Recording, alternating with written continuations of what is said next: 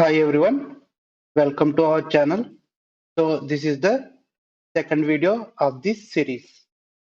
And now we are going to set up the JSON server GraphQL endpoint in my local machine. Okay, for that search like JSON server GraphQL. Okay, either you can go for npm link or you can directly go for the GitHub link. Okay, so using this fake server, we are able to set up a fake GraphQL endpoint in our local machine. Okay, so for this, first step is this one command. Okay, the command is npm install. The command is npm install -g globally json -graphql -server. Okay, you need to install it in your system. Just open the command prompt anywhere, paste it and run the command. Since I have already set up or installed this command, I am not going to do now. But please make sure to install this command. Once that is done, okay, what we have to do means we need to create a db.json file, db.js file, okay, db.js file. So what I will do, I will set up that db.js file within my Angular application. Okay, so in real time, we no need this fake server, right? We will have real server. So we no need to configure all these things. Okay. So what I will do here inside of here, okay, in the root folder outside of the src, you can add db.js. Okay. To this db.js, we can use module.exports. Okay. And it will contain an array, and inside of it we can create another set of array. Okay, each object here we are looking, right, that will be one endpoint. Okay, since I want to implement regarding the fruit basket, right, so I am going to use fruits. Okay, sorry, GraphQL doesn't contain multiple endpoints. Okay, it will contain single endpoint, but these are like our database store. Okay, so initial data you can configure here. Okay, so that schema will generate automatically based on the type of object structure here we define. Okay, so here I will just add a one object, one record, like I want ID. Okay, name is another property. Okay, mango, fruits, colon only, right? Sorry, it is not array, it should be an object to the modules. Okay, yeah, now it is good. And another property, quantity. Okay, either kgs or count, you can think like that. And price. Okay, $100. Okay, this is my default record. Okay, now there is a command to run the GraphQL server. Okay, we have installed JSON server locally, but we have to start that server, right? There is one more command to start the server, that is this one. Okay, json-graphql server.db.json file. So if you run this command, it will run GraphQL under the port number 30. Okay, based on this data, GraphQL will generate schema. If you don't know GraphQL, GraphQL generally depends upon the schema, and GraphQL mainly contains two operations like query and mutation. Query means fetching the data from the server. Mutation means changing the data at the server, like save or update or delete. Okay, all those comes under mutation.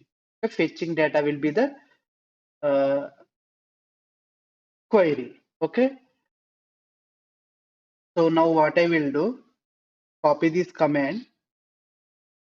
I will create a one normal command in my package.json. Okay. So I will name my command like GQL. Okay. Server and paste the original command. Now what I will do, I will use this script tag for run my command. So let's run the uh, GraphQL server. Okay. So to run it, npm, let's clear it. npm run and name of the script tag we have added gql-server. Okay. I haven't saved the script file. Save it and rerun it again. Okay. Now it's trying to start the GraphQL server.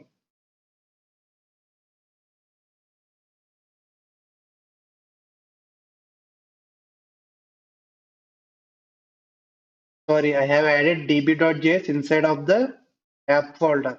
Okay, it is searching in the root folder. Let's bring it to root folder. Sorry for that. It should be outside of the src. Okay, okay, db.js outside of the src. Now let's run the command again.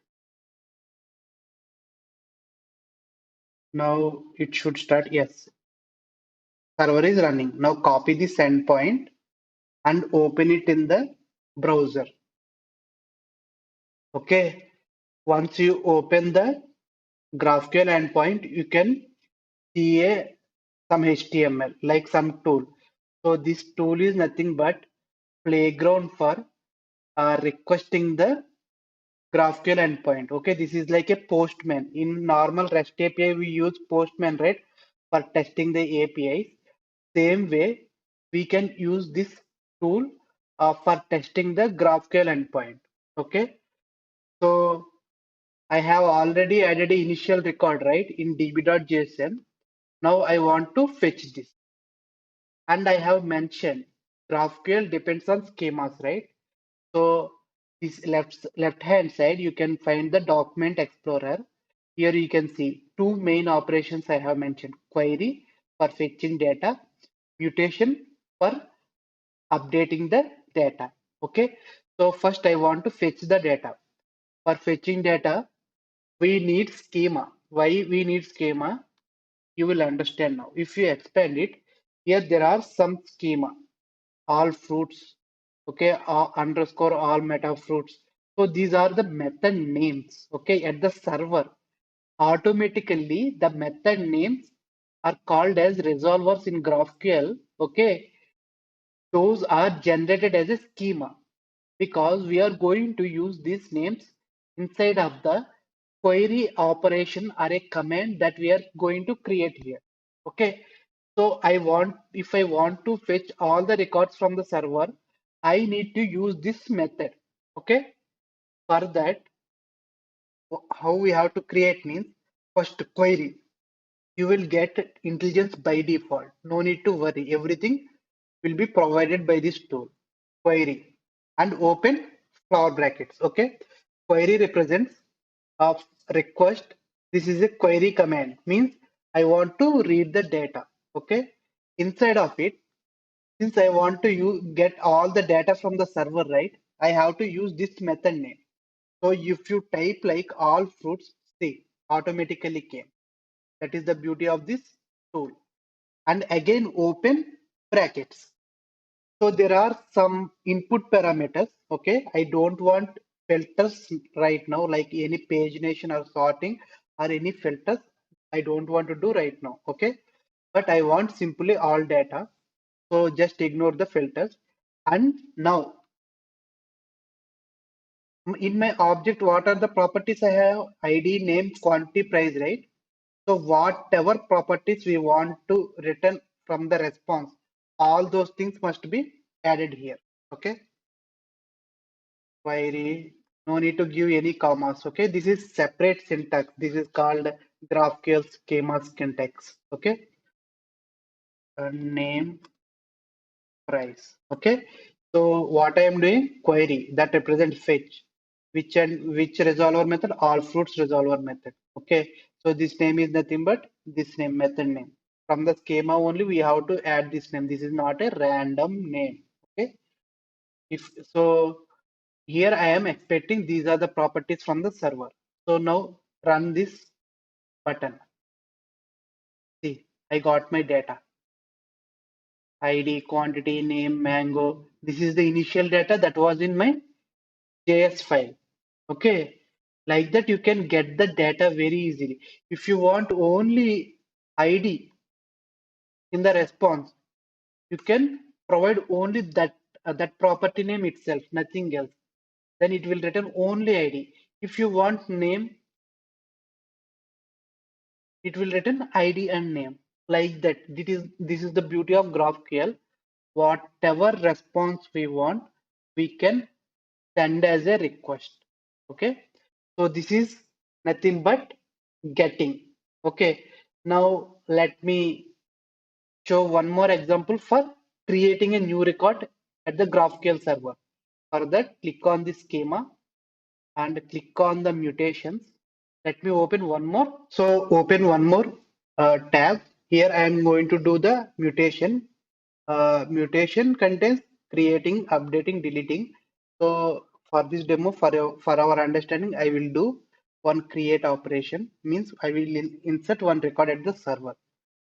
So here for query, we have used query keyword, right? Same way for mutation, you can give mutation. The intelligence automatically came and open the braces. Okay. And click on the schema under the mutation. And here there are more than around four methods are there. Four resolvers are there. I want to use this method for inserting a new record, single record. Okay, this method is for inserting multiple records.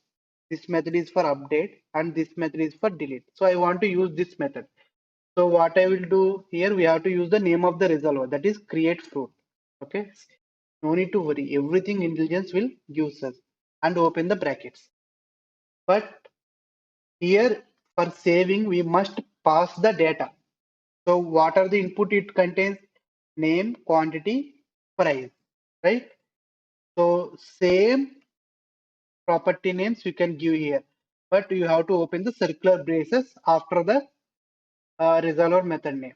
Okay, and here if you enter space, you can get all these input parameters names like name, quantity, okay, name, okay, along with name. Here string and exclamatory you are seeing, right? That means non-nullable string. We have to define the type also. But here we cannot define type directly. We have to use the variable. Okay. So to create a variable, we have to use dollar. Use same name. This name only use, or you can use any other name as well. Okay. Dollar, but it must be prefixed with dollar. Okay, comma, quantity, same way. Okay, I'm going to use same name by prefixing the quantity. Okay, and next one, price, dollar price. But here they are string int, right? But we have given some variable. So what is this variable type? We have to define here as well. That we can do here. After the mutation, open circular braces. Okay. So here you have to define the type for those variables. Okay. So this type exactly we have to write here. These types are GraphQL types. Okay. Non-nullable string. Exclamatory. If the type end with exclamatory, that means non-nullable. Okay. And next, what is my another variable name? Quantity, right? Paste it here. And its type is integer, capital I, N, T, exclamatory. You can see here. Exactly these types I have to give here. Next type of variable, price. Okay. So price also int, capital I N T exclamatory. Okay, and it should be separated with colon. And these are variables, right? To these variables, we have to pass our data. So where we have to define means if you see bottom query variables, click on it. See, one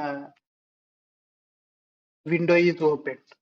Here, open a flower brackets one object. If you enter control space, automatically intelligence will show what are the variable names. Okay. First, before creating variable names here, let's also define the uh, what res expected output inside of the create, just like query. Okay. So I want ID in the response. Need to give comma, name, quantity, price. Okay. Now here let's try to get the variable name. See, name, quantity, price. These are names are nothing but dollar prefix in names. Okay. If you want for testing, I will change like test and this to test. Okay. Now if you come here and control space, see test. So this variable name must be defined here. Okay. So let me revert back to name. Okay. So it will change now. It will come back again name. So I want to add apples, a new fruit, and quantity 5. Okay. And price uh, some $100. Okay. So this is my new record. I want to post it. Okay. So this content will be replaced into these placeholders just like a method. Okay. So the mutation operation for creating the record looks like this. The entire this query we created from this semantics, right? So if I click on run button, see, I got response with ID 2 that represents record is created at the server. If you have any doubt, come to this old window and run again. See, my newly created record also coming here. That means we have successfully saved our new record here. Okay, like this we can play for understanding the GraphQL endpoint using this window. Okay, so we have set up our GraphQL JSON server, right?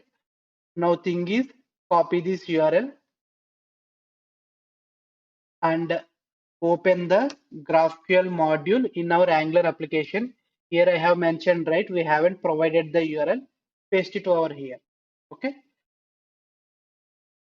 So whenever we are going to invoke the GraphQL, this URL will be used automatically by the predefined methods of the Angular Apollo for invoking the HTTP call. Okay.